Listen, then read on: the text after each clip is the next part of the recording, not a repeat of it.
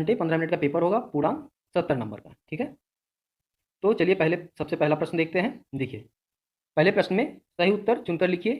तो इसका जो पहला प्रश्न है, देखिए क्या कह रहा है, निम्नलिखित में से कौन सी इनपुट डिवाइस नहीं है। क्या कह रहा है प्रश्न, निम्नलिखित में से कौन सी इनपुट डिवाइस नहीं है। तो 4 विकल्प हैं आपके, ये देखिए, कीबोर्ड, प्रिंटर, माउस, जॉयस्टिक। तो इनमें से हमको बताना इनपुट डिवाइस कौन सी नहीं है, तो हम क्या होगा, हमारा सही उत्तर प्रिंटर होगा।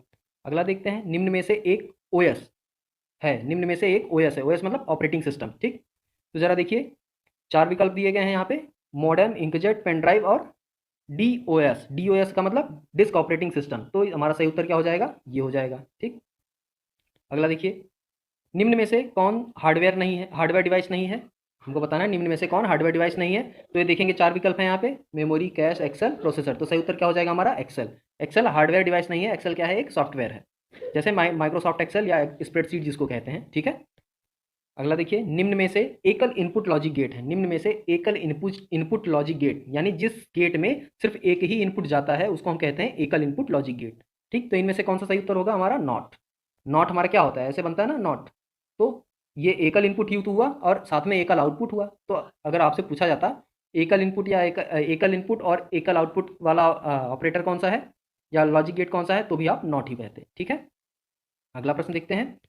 देखिए, ये तो इंग्लिश वर्जन है, सॉरी, अभी ये एक प्रश्न है, इसको देखिए, शॉर्टकट पूछा है, निम्न में से कौन सेव ऑपरेशन का शॉर्टकट है, सेव सेव करने का, सेव करने के लिए शॉर्टकट कौन सा है इसमें से। तो कंट्रोल एस हमारा सही उत्तर है यहाँ पे, कंट्रोल एस। ठीक है, चलिए, तो अब ये आ गया आपका इंग्लिश में आ गया। अभी तक हम हिंदी में प्रश्न पढ़ रहे थे, ये इंग्लिश में आ गया। अब इसके बाद हम आते हैं प्रश्न नंबर 2 पे। ये देखिए, प्रश्न नंबर 2 पे देखिए क्या प्रश्न पूछे गए हैं, एक एक नंबर के हैं। पहला, संक्षिप्त वर्णन करना है, बेतार कम्युनिकेशन मतलब बिना तार वाले। बिना तार में क्या क्या आता है कम्युनिकेशन में, वाईफाई हो गया, ब्लूटूथ हो गया, इंफ्रारेड हो गया, सैटेलाइट हो गया। तो इनके बारे में आपको बताना है। ठीक है, जैसे मोबाइल्स को हम जोड़ते हैं ना हॉटस्पॉट से, तो वो भी हमारा बिना तार वाला कम्युनिकेशन है। अगला, वैन, वाइड एरिया नेटवर्क, इसके बारे में आपको बताना है, आप बता सकते हैं। विंडोज़ ओएस यानी विंडोज़ ऑपरेटिंग सिस्टम के बारे में बताना है। विंडोज़ ओएस कैसा होता है, विंडोज़ ओएस हमारा जीयूआई ऑपरेटिंग सिस्टम होता है, ग्राफिक्स यूजर इंटरफेस, जिसमें हम माउस और कीबोर्ड का दोनों का इस्तेमाल कर सकते हैं। आइकन और इमेजेस के द्वारा हम कंप्यूटर को ऑपरेट कर सकते हैं। ठीक है, तो ये होते हैं विंडोज़ ऑपरेटिंग सिस्टम। फिर हमारा क्या आता है, बैंडविथ।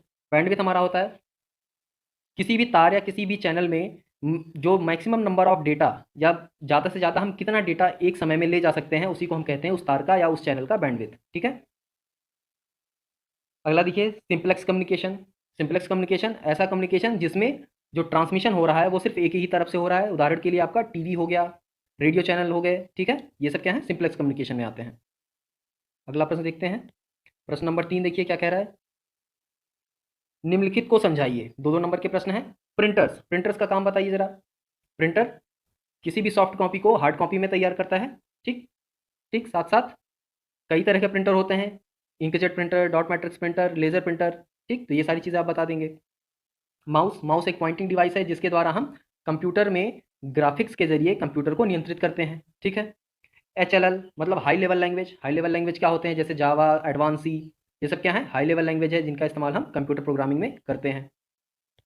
VI टेक्स्ट एडिटर, ये लाइनेक्स में एक एडिटर होता है, इनबिल्ट एडिटर होता है, जिसका इस्तेमाल हम फाइलों को एडिट करने में करते हैं। इसके 3 मोड होते हैं, कमांड मोड, एक्स मोड और इंसर्ट मोड। ठीक, ये 3 मोड होते हैं। लॉजिक गेट, लॉजिक गेट्स 3 प्रकार के होते हैं। बेसिक लॉजिक गेट 3 प्रकार के होते हैं, वैसे तो बहुत सारे हैं।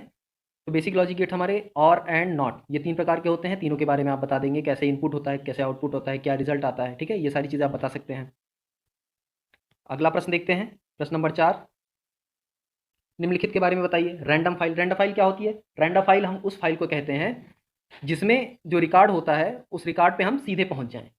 ठीक, हमको जब जरूरत है हम डायरेक्ट उस फाइल पे पहुंच जाएं, तो ऐसी फाइलों को हम रैंडम फाइल कहते हैं। ठीक है, इन फाइलों को बनाना थोड़ा सा कठिन होता है क्रमिक फाइलों की अपेक्षा। ठीक, बाकी लाइब्रेरी फंक्शन ऐसे फंक्शंस होते हैं जो सी कंपाइलर अपने इस्तेमाल के लिए रखा होता है, और कुछ ऐसे फंक्शन होते हैं लाइब्रेरी फंक्शन जिन्हें हम कहते हैं, जिनको यूज़र भी या प्रोग्रामर जिसे हम कहते हैं वो अपने हिसाब से उसको इस्तेमाल करता है।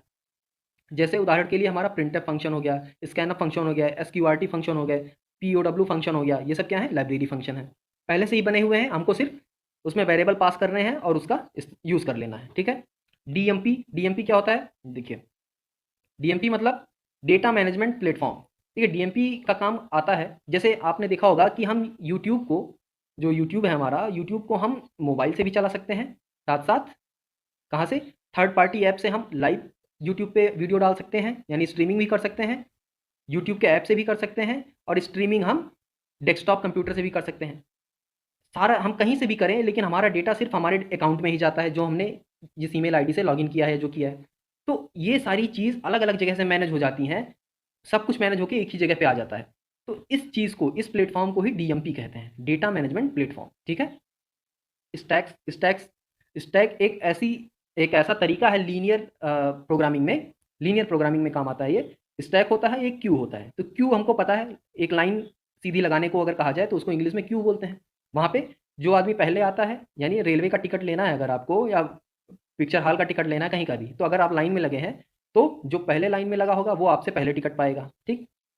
और जो बाद में लगा होगा वो आपसे बाद में टिकट पाएगा। मान लीजिए आप बीच में हैं, आपसे आगे कोई है तो वो आपसे पहले ही टिकट लेगा, और जो आपके पीछे है वो आपसे बाद ही लेगा। तो इसको बोलते हैं क्यू। इसी का उल्टा होता है, अगर कोई इंसान आपके पीछे लगा है और वो पहले जाके टिकट ले लेता है, और आप उसके पहले हैं लेकिन आपको बाद में टिकट मिलता है, तो इस प्रोसेस को कहते हैं स्टैक्स। यानी स्टैक को हम सिंपल भाषा में कहते हैं लीफो। लीफो, लीफो का मीन्स एल से लास्ट, आई से इन, लास्ट इन, और एफ से फर्स्ट, और ओ से आउट। तो लास्ट इन फर्स्ट आउट, जो लास्ट में आया वो पहले नहीं निकला। तो इस तरीके से जो प्रोग्रामिंग हम करते हैं उसको हम कहते हैं स्टैक। डायरेक्टरी, डायरेक्टरी आपको पता है, जो भी फोल्डर्स हम एक स्ट्रक्चर में बनाते हैं उसी को हम डायरेक्टरी कहते हैं। जैसे लाइनेक्स में सबसे मेन डायरेक्टरी हमारी होती है रूट, इसको हम कहते हैं रूट। इसके अंदर बहुत सारे होते हैं देव, DEV करके एक फाइल होती है, ऐसे बहुत सारे फोल्डर बने होते हैं, तो इसी को हम कहते हैं डायरेक्टरीज। ठीक है, अगला प्रश्न देखते हैं, प्रश्न नंबर 5। कैरेक्टर रिप्रेजेंटेशन क्या होता है? देखिए, कैरेक्टर रिप्रेजेंटेशन में आपको BCD, EBC, DIC और ASCII कोड ये सारे लिखने हैं, ठीक। लाइनेक्स और विंडोज़ की तुलना, लाइनेक्स हमारा बेसिकली अगर कहा जाए तो लाइनेक्स हमारा एक CLI ऑपरेटिंग सिस्टम है, और विंडोज़ हमारा जो है वो एक GUI ऑपरेटिंग सिस्टम है। दोनों में सिक्योरिटी के पर्पज़ से लाइनेक्स ज़्यादा सिक्योर है, विंडोज़ उतना सिक्योर नहीं है।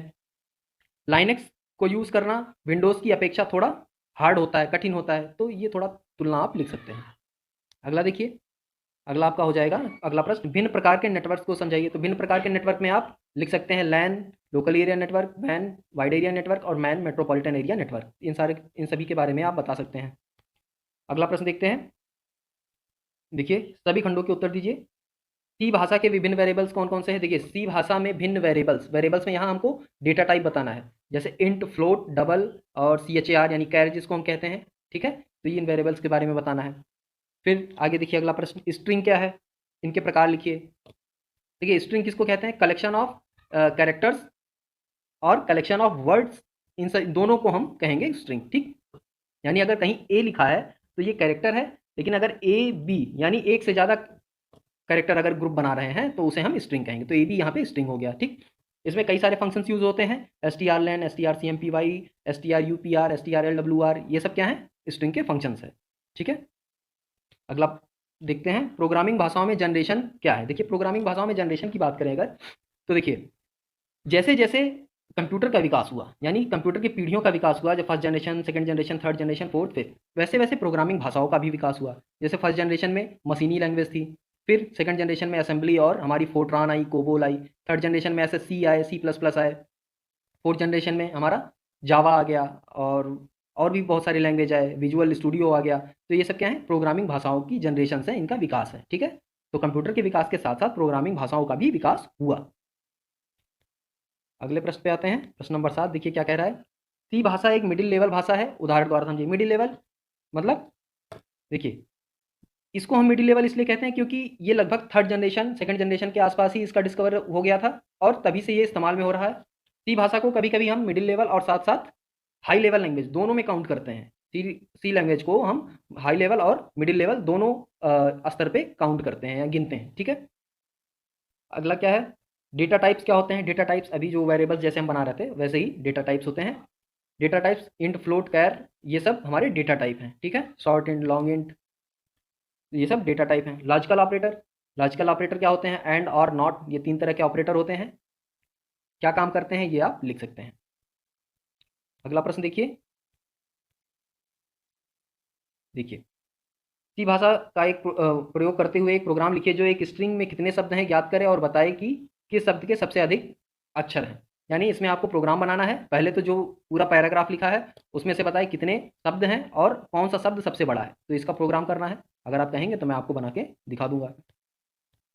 अगला प्रश्न देखिए क्या कह रहा है, सर्चिंग क्या होता है और सॉर्टिंग क्या होता है। सर्चिंग और सॉर्टिंग, सर्चिंग मतलब किसी भी एक फाइल में से या किसी भी एक डेटा लिस्ट में से किसी पर्टिकुलर चीज़ को खोजना ही, एक निश्चित चीज़ को खोजना ही सर्चिंग कहलाता है।